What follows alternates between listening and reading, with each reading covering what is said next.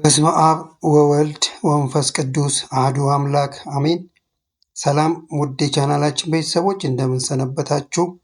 በዛሬ ዝግጅታችን እግዚአብሔር በየትኛውም ቀን ውስጥ በሕይወታችን አለ?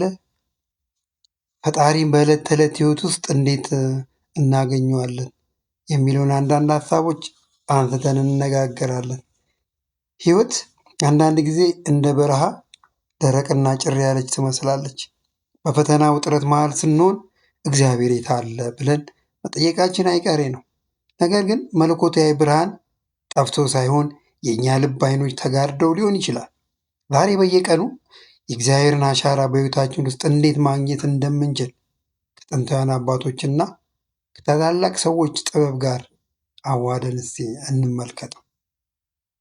እግዚአብሔር በሕይወታችን መኖሩን ማወቅ እና መስማት ሁልጊዜ በስሜታችን ብቻ ላይ የተመሰረተ ላይሆን ይችላል። በስሜት ብቻ አይመሰረትም። ይልቁንም በንቃትና በልምምድ የሚዳብር መንፈሳዊ እይታ ያስፈልጋል። በየቀኑ የእርሱን መገኘት ለማስተዋል እስኪ የሚረዱ አንዳንድ ነጥቦችን እናንሳ። የመጀመሪያው በምስጋና መነጽር መመልከት ስንጀምር ነው። እግዚአብሔር በሕይወታችን ውስጥ መኖሩን የምናውቅበት አንዱ መንገድ የምናገኛቸውን ትንንሽ በረከቶች ማስተዋል ስንጀምር ነው። ትናንሽ ጥቃቅን ዘካርያስ በትንቢቱ ምዕራፍ 4 ቁጥር 10 ላይ ጥቂቱን ነገር ማን ንቋል ይላል። ጥቂቱን ነገር ማስተዋል እንደሚያስፈልግ ሲያጠይቅ ነው። ጠዋት ከእንቅልፋችን ስንነሳ በሰላም መነሳታችን፣ የምንተነፍሰው አየር ማግኘታችን፣ የምንበላው ምግብ፣ የምንጠጣው ውሃ፣ እነዚህ ሁላ ነገሮች የእርሱ መገኛ መገለጫዎች ናቸው። ሳይነፍግ በርኅራኄ እንደሰጠን ከእኛ ጋር መሆኑን የሚያሳዩ ነገሮች ናቸው። ኤርምያስ በሰቆቃ ኤርምያስ ምዕራፍ 3 ላይ ያልጠፋነው ከእግዚአብሔር ምሕረት የተነሳ ነው፣ ርኅራኄው አያልቅምና ማለዳ ማለዳ አዲስ ነው፣ ታማኝነትህ ብዙ ነው ይላል።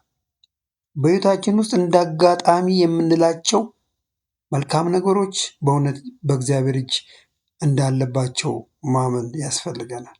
እነዚህን ማመን ስንጀምር ነው በየቀኑ አብሮን እንዳለ ሊሰማን የሚጀምረው። ቅዱስ ጳውሎስ በአንደኛ ተሰሎንቄ ምዕራፍ 5 ቁጥር 18 ላይ በሁሉ አመስግኑ፣ ይህ በእግዚአብሔር ፈቃድ በክርስቶስ ኢየሱስ ወደ እናንተ ነውና ይላል።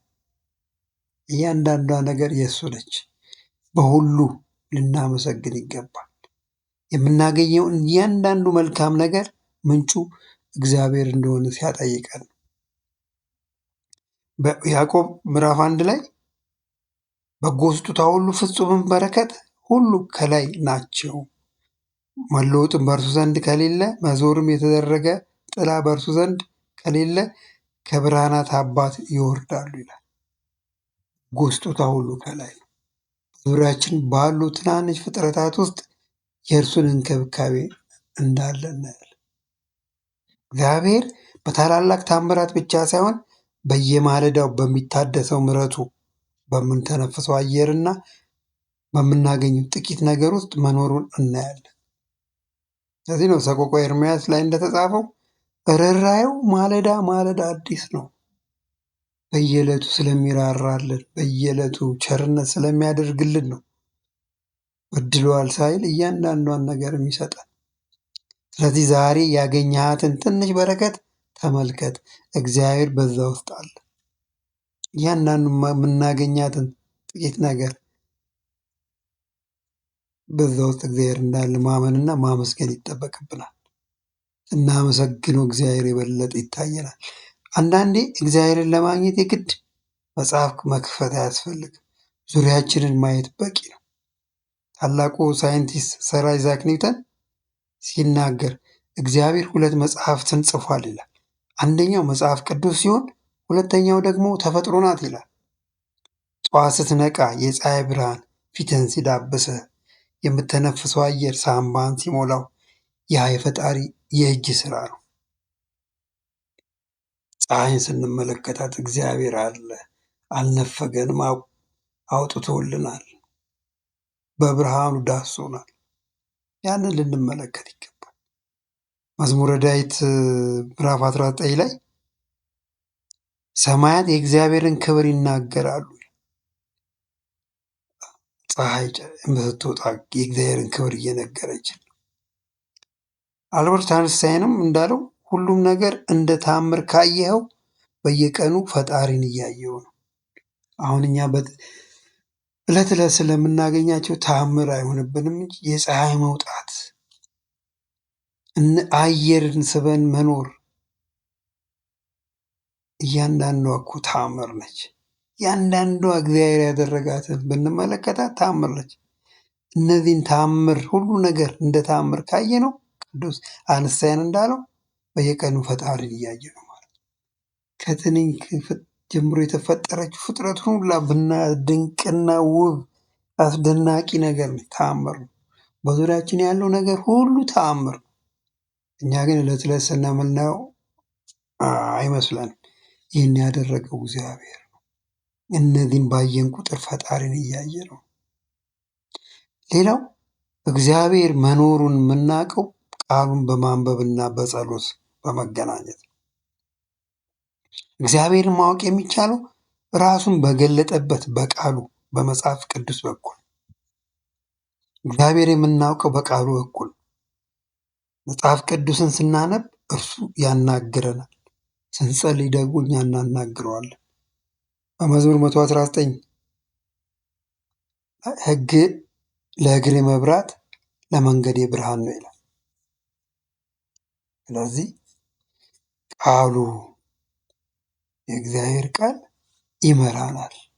ከኛ ጋር መሆኑ መብራታችን ነው።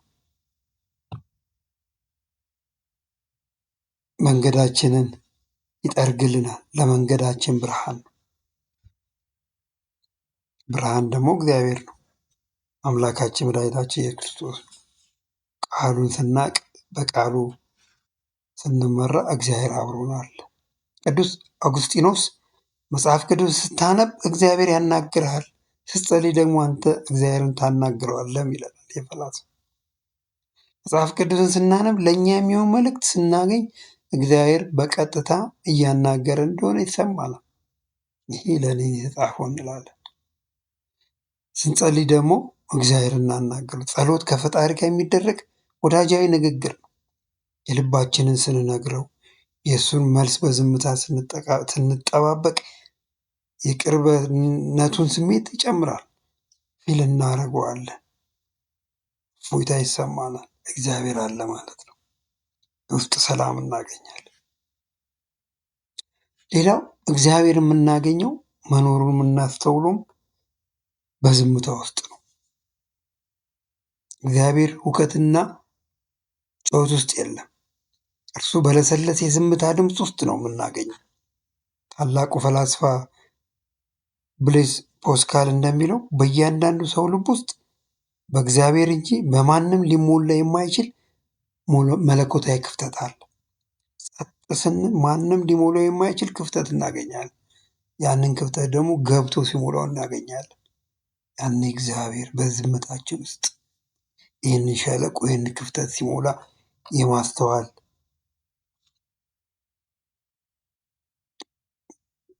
ብዙዎቻችን እግዚአብሔርን በታላቅ ነጎድጓድ ውስጥ እንፈልገዋለን። ያ አይደለም፣ ነገር ግን በዝምታ ውስጥ ነው የምናገኘው። ማዘር ትሬዛ እንዳሉት እግዚአብሔር የዝምታ ወዳጅ ነው ይላል። ተፈጥሮን ተመልከቱ። ዛፎች፣ አበቦችና ሳሮች ያለ ጩኸት በዝምታ ያድጋሉ ይላል እናታችን። መጽሐፍ ቅዱስ በመዝሙር 46 ላይ ደግሞ እረፍ እኔም አምላክ እንደሆንኩ እወቁ ይላል። እርጋታ በረፍት የሚሰማኝ በእርጋታ ይቀመጣል ይላል በምሳሌ ላይ። ጸጥ ስንል በዝምታ ውስጥ በተመስጦ ውስጥ እግዚአብሔርን እናየዋለን። በየቀኑ ከግርግር ወጣ ብለን ለጥቂት ደቂቃዎች በዝምታ ስንቆም በውስጣችን ያለው መለኮታዊ ድምፅ ማስተጋባት ይጀምራል። ያኔ ነው እግዚአብሔር በታላቅ ጩኸት ሳይሆን በለሰለሴ ውስጥ ሰላም አብሮን እንዳለ የምንረዳው። እና የራሳችን የሆነ የጥሞና ጊዜ የተመስጦ ሰዓት በየቀኑ ያስፈልጋል። ከግርግር ወጣ ብለን ጸጥ ብለን ከጩኸት ከግርግር ወጣ ብለን በዝምታ በማሰላሰል ከእግዚአብሔር ጋር ስንሆን መኖሩን ፊል እናደርገዋለን። ሌላው እግዚአብሔርን ማወቅ የምንችለው በውስጣዊ ሰላምና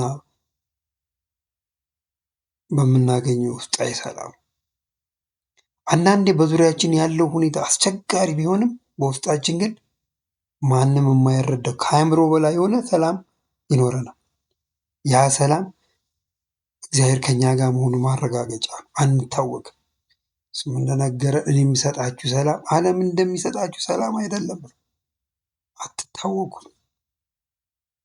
እኔ ከእናንተ ጋር ነኝ የሚለው ተስፋ ቃሉ በጭንቀት መካከል መረጋጋት ሲሰጠን አምላካችን ከኛ ጋር መኖሩን እንረዳለን።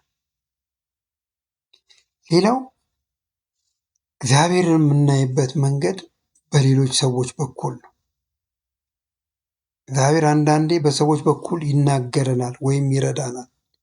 ከበደኝ በጨነቀን ጊዜ የሚያበረታታን ሰው ሲልክልን፣ የሚያበረታን ሰው ሲመጣ ወይም በልባችን የነበረውን ጥያቄ በሰው ንግግር ውስጥ ስንሰማው እግዚአብሔር እኛ እንዳልተውን እያየን መሆኑን እንረዳለን።